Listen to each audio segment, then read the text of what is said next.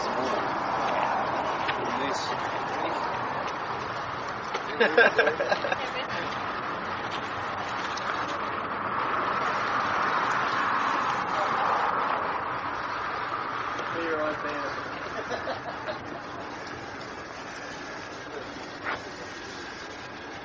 he coming from Newcastle? Peter was. Peter was supposed to be coming from Newcastle.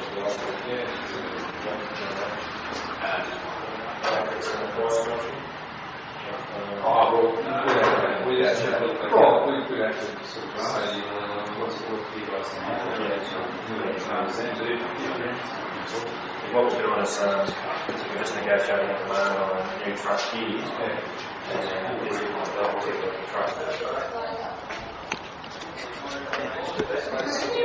What's up, Ben?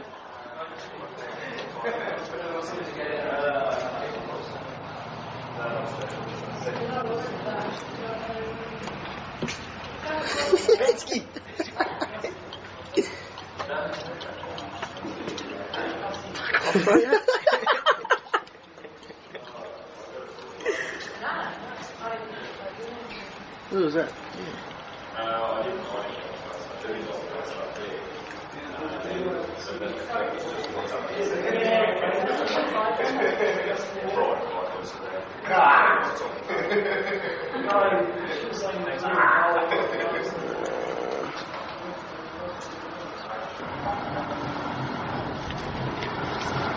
When you do a stand quite frequently, what we make a right turn. Nothing from the outside. These tricks actually stand down. Like this. You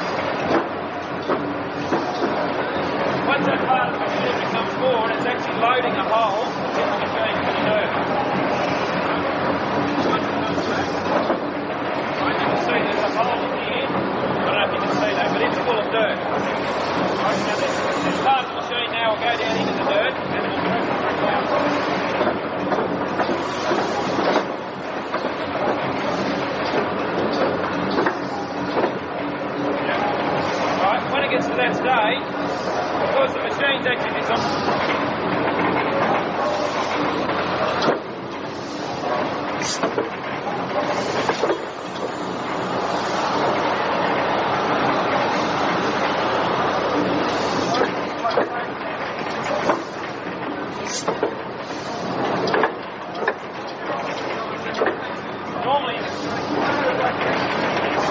Normally the machine would continuously run just to make paper. But because you've got that part of the unit alongside your paper, you can't allow that part of the machine to keep coming forward.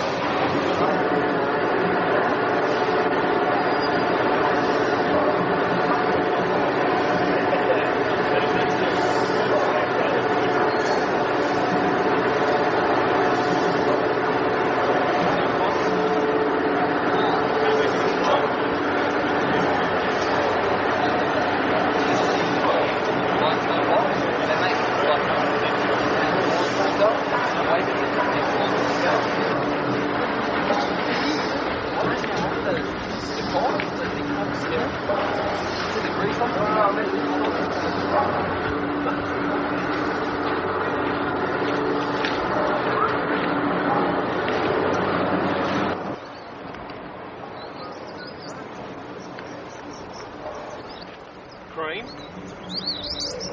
This browner material that's alongside us here is what we call red, and fine red, which is that sort of finer, dustier looking material over there. The other product we do use, which we'll see later on, is the ash, the fly ash from the coal fires. And a combination of those items give us the colours that we want. So we blend it up, we're back in the middle of it. And we've been lucky because they've now are going to stockpile the shale for us as they're digging it out to get to the coal, which will keep us going with one style of clay for at least the next 100 years. So it saves you digging it out. Yeah, and it saves us digging it out. But what it is just means that we've got good, consistent clay for a long, long time. So, sure, you know, in every production, your colours are going to vary slightly from left to right, but at least we're not going to have that problem from moving from pit to pit where the colours will change a lot. So, which is, to me, a good selling point where, you know, if someone buys a product, especially in the house market, probably not so much in the paving market, but in the house market, if someone buys a house of our product, we'll be able to match that product in 50 years' time. And as long as we can see the product first, you know, you can back it up.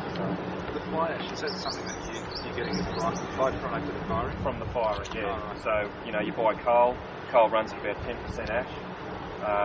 So 10% of what you buy ends up in a waste product. So you've got to get rid of that waste product, so we mix it back into the clay. The ash actually gives you the pinks and the mauves in the full cream colours. And if you add more ash, it'll go into those New England colours, into the deep browns and those sort of things. The ash is actually what gives you a lot of the colours in what we call fusion burning, and we'll get all into that later. Right, so that's the raw material. It's a rocky type product. It's what we call shale. Breaks up reasonably easy. But it's, it isn't actually like fatty clay that you make pots out of. It's more of a rock to start with. Right, You break this down by how? We'll go up that way now. Okay, excellent. Right, and go through that process.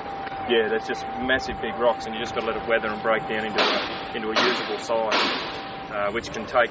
We like to mine the clay 2 years in advance, at least 2 years. At this stage, but anyway, that's always the case. So the dirt gets dumped into the hoppers in the back here. It's batched up out the farm to the right consistency or mixed juice or whatever.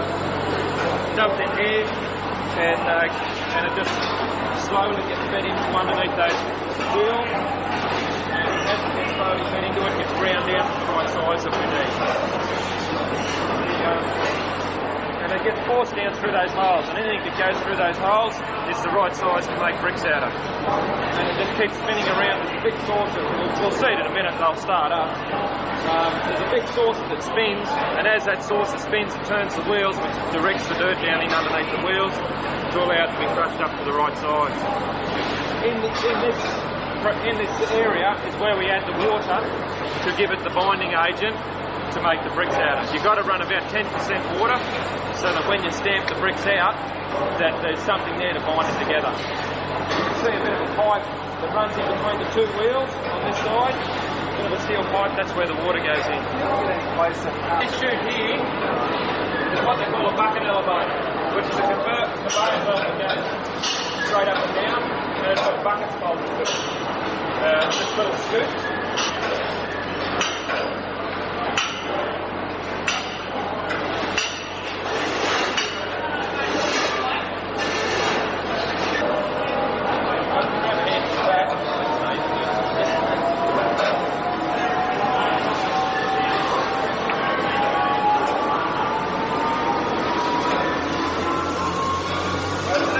That's ready to make bricks out. Bricks on pavers.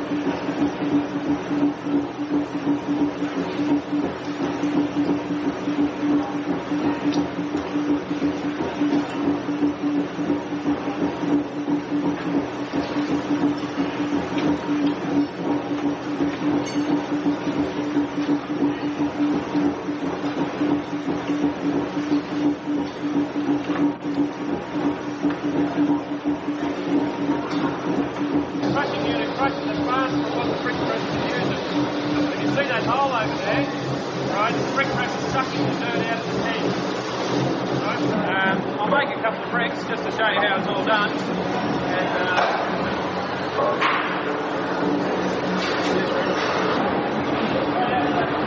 This machine works very similar to the other machine, but instead of doing one brick, it's divided down to two.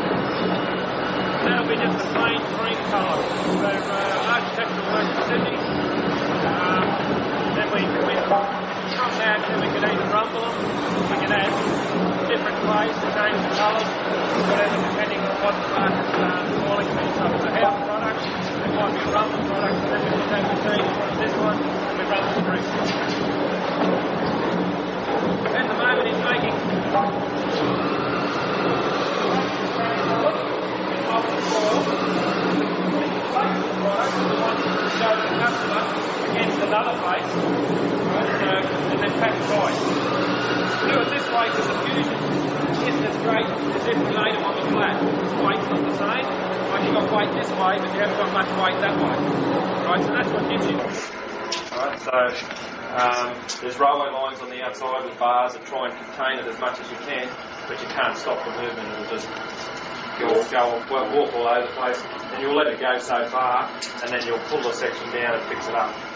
Right, this kiln was turned off last Friday, and it'll fire up again next Friday. But most of the kilns work in a week cycle, so this should be normally filled. In fact, if you're working on a week cycle, this would be filled up. But because we're making, if we're working on bricks. Bricks, you take up a lot more space in your kilns. But since we've changed our production to pavers, or a portion of our production back to pavers, we miss out one kiln a fortnight because our production can't keep up sort of thing. You'll only can make so many blocks and you only can fit so many in a kiln. So we're actually running more efficient when we do pavers because we can fit more bricks in a kiln, so we can burn 2 less kilns a month than what we would normally do. So that gives us a little bit of room for expansion as time progresses. Because we can pick up that kiln or 2 kilns a month, but first we've got to make sure that the market's there to make sure that we can employ those people that we need to increase that production for a long period of time. You can't build any more kilns, can you? We can't build any more kilns, but we've probably got a 20% increase in production. We could still go. Right, we could go from 100,000 units to about 120,000 units. Yeah, more people. But you've got to build the floor. Right, and then from this centre one, there's what we call cross tunnels that go to the outsides to the chimneys. Right, so a negative pressure gets formed in here because the chimney draws. Right, forms a negative pressure in your flue system, which drags the heat from the roof through the bricks, down into the flue and out next day. Then we go inside on Tuesday, and we get all the stale grog out of us from the weekend because it all comes out in sweat, and we clean it out. And you've got to do a bit of maintenance inside ready for the next week. So you do that Tuesday, gets reloaded Wednesday and Thursday, and then we put the doorways back in Friday to fire back up again for the next week's cycle. And then every now and again the kiln gets rostered out for full-time maintenance, so you might have it out for a month that you do maintenance. So the doorway is made up out of 4 blocks. Right, so where you see this angle-line frame is 1 block. Right, and there's 4 coals in here. So they put the doorway in, we get a forklift, we pick up 1 block, we drop it in there, 2nd block, the 3rd, the 4th. Then we just get bricks, loose bricks, stack around the blocks to fill up the gaps, and then we get some of the dirt that we make bricks out of, add water to it to make it into mud, and then the boys have mud fights and seal the door up. It's the only time you ever get paid money to play in mud. Wow! Just watch that brick there. That's about. I thought you were kidding me.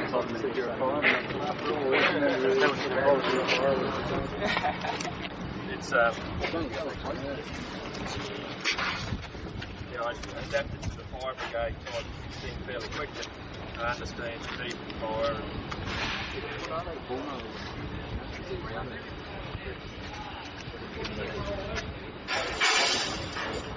No, that's just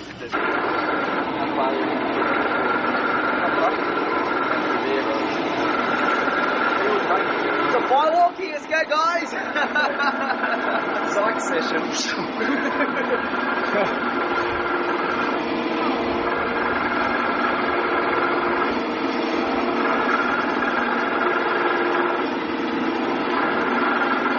Right, so this machine here, you've got a hopper full of coal, the gearbox drive. The centre of the gearbox is connected to an auger, so the auger turns and screws the coal into the fire. On the side of the machine here is a blower, an air blower, and it's sucking air, blowing it down through a tube, in through under the floor and under the fire to give you that furnace effect. On the machine we've got 6 selections, very little coal, a lot of coal. Right, so we can control the amount of heat by, one, the air on the side, the same as you would fire at home, and by the amount of fuel that you put into it. So in the beginning of the week, you want to try and get the moisture out of the kilns, anything that's out of the bricks, so you have it on low heat. So you just put on low heat, you trickle a bit of heat in there, and it dries the bricks out. As soon as the bricks are dry, then you can punch it into it. Then we take it. Right, these here are our heat sensors. Right, so you can see they're placed across the top of the kiln to give us an average temperature across the kiln. The other thing we use, which comes out, Noah used one of these when he was making bricks, it's called a measuring stick.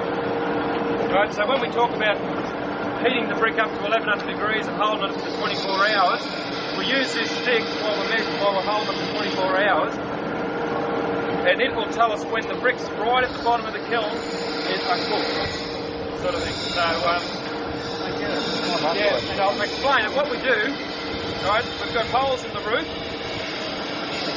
which this stick will go down and it'll actually touch the bricks that are inside the kiln. We take a measurement at the beginning of the week and record that measurement, right? And then once we reach 1100 degrees, we start taking measurements on top of those bricks again. Once those bricks have shrunk 100 millimetres lower than what the original measurement was, we know that the bricks on the floor are cooked. Right? So we give it a tap inside there, and we count the they're done in 25mm segments.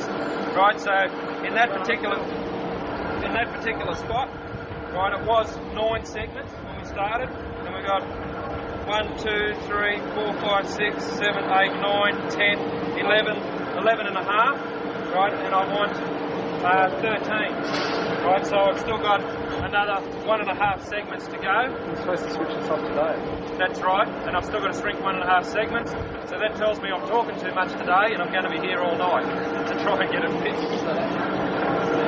Just lift the temperature up a bit, tighten it up, you know, like shut those dampers off, hold a bit more heat, muck around, pray to God, all those sort of things. Pray to God.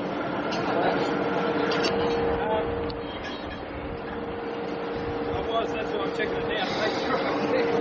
Yeah, no, it'll be okay. Yeah, it'll be right. And, It'll be right. Should be right on the night.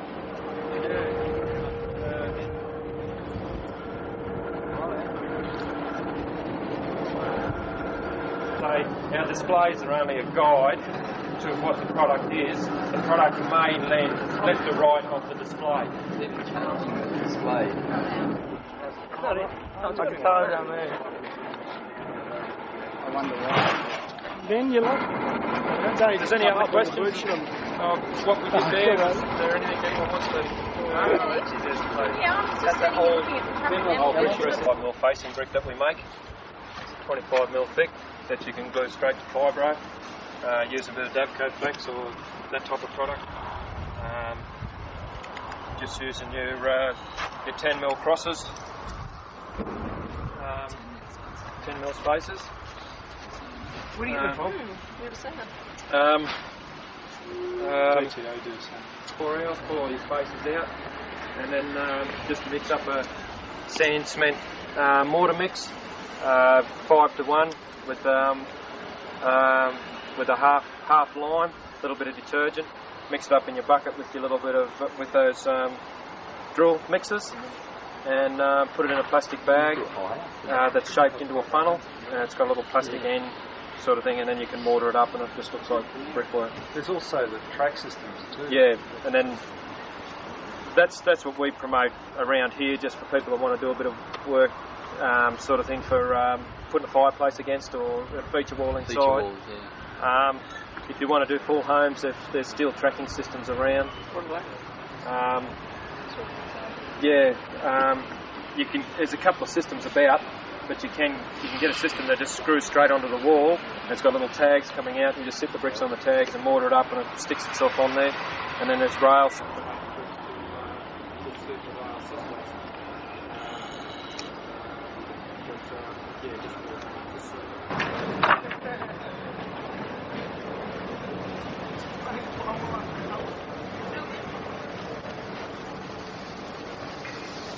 Which is the bulk of the seconds. The rest of them are all, like truckloads of this and truckloads of that. That's a second. Yep. Daddy's over there as well. Yep. They're all seconds. What? Beautiful.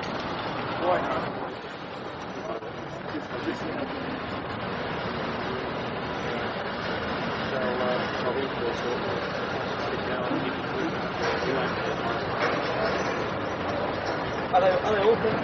Yeah. Oh, yeah.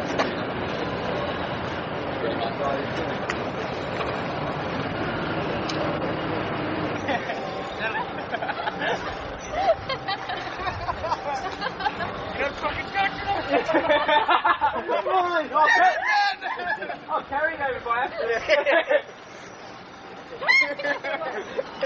Well, we got this bottom one. This is it, man. It's top one, eh? We'll get busted for graffiti. Hey, Ron, go home quick! Ronnie, all three of those. That was beautiful. Let's just mark everything Blacktown, alright? Everything. How many on a full eight? I don't know. How many on a full eight?